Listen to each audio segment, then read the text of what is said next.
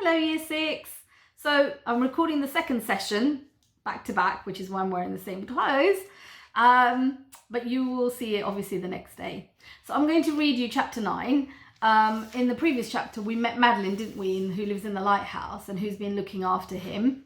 I did wonder, she lives by herself. One of the things that I thought about after I finished reading is like, what about her parents?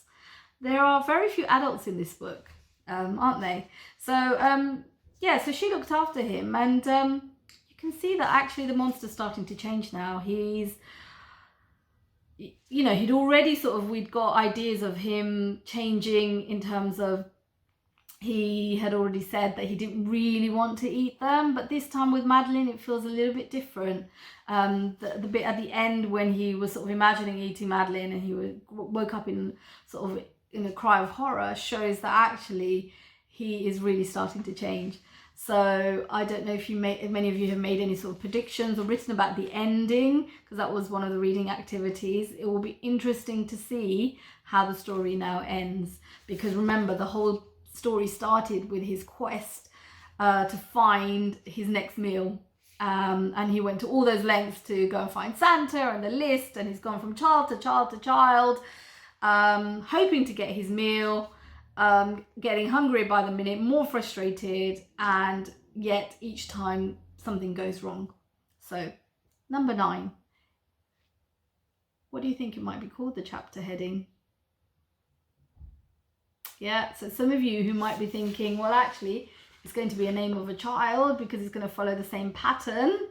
If you thought that actually it's going to follow in the same pattern, it's actually called Two Feelings. So let's see what happens. Although no scientific explanation can be given for it, the Yark and Madeline became the best of friends in no time at all.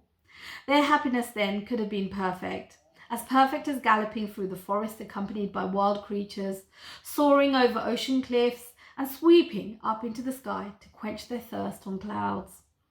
As perfect as those nights without speaking, or just spent laughing, nestled in the hollow of a shoulder, listening to another's heart beating. Yes, everything could have been perfect. But perfection is not of this world, and that happiness was soon to crumble away. For the monster was prey to two opposing feelings, two temptations so violent and contrary that they condemned his heart to torture. Madeline was so sweet and kind that he wanted with all his heart to cherish and protect her. Unfortunately, those very qualities also made him every bit as eager to eat her. He had to struggle relentlessly against himself, struggle against all he'd been since the dawn of time, struggle against the child-eating monster that he was. Ah, the dreadful dilemma, for the Yark would have preferred to die 1,000 deaths than to hurt Madeline.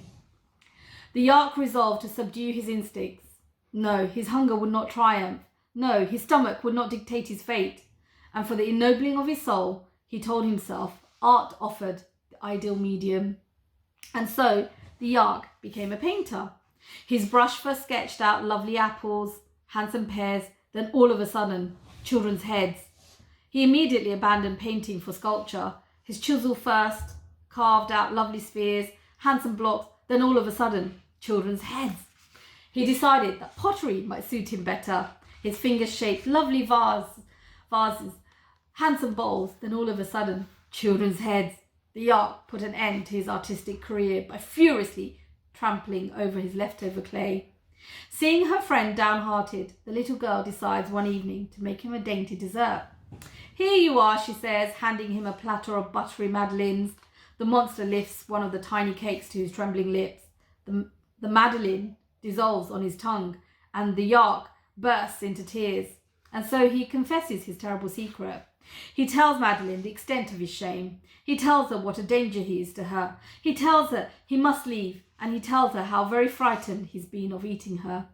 A shudder runs through Madeline, but it's not the threat of danger that makes her tremble. It's realizing all the love the monster feels for her. Distressed at the thought of him going away, she offers her hand to his jaws without hesitation. Take a bite, just a few fingers. I have plenty. Eat a few if it will calm your appetite. For a head-spinning moment, the Yark is tempted. but he gently folds the little pink hand and kisses it. Hunger is one form of suffering, he tells her, but to hurt you would be a far worse one. There, everything had been said. Now the Yark must leave. When he opens the windows, Madeline tries to hold him back. Don't leave me. Okay, so that's the end. Oh no, there's a little bit more actually. The monster pushes her away with a desperate growl. Are you really so eager to be eaten? In a single leap, he springs onto the roof and Madeline implores him one last time. If you love me, stay. The Yark smiles sadly at her. You still don't understand. It's love that's making me leave you. He rises into the sky and her eyes filled with tears. Madeline watches her friend disappear amongst the stars. Lost in space, the broken-hearted monster lets himself fall. His sorrow weighs 1,000 tons. He plummets like a rock straight towards Earth, and he lands with a crash in the depths of a forest. That ending has left me feeling really sad, actually. I mean, you could see that Madeline has really changed him, and he was in such a dilemma, wasn't he? He was trying to resist the urges that he has that are instinctive towards him, and yet his conscience was taking over, and his sort of love that he had developed, and his friendship that he developed for Madeline.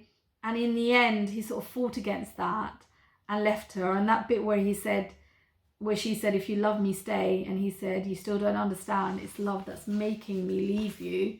It really tugged at my heartstrings. So we're going to leave it at that for today. I hope you are all well. Please make sure that you are doing all the reading activities and learning activities that Mrs. Williams has been putting up onto the website.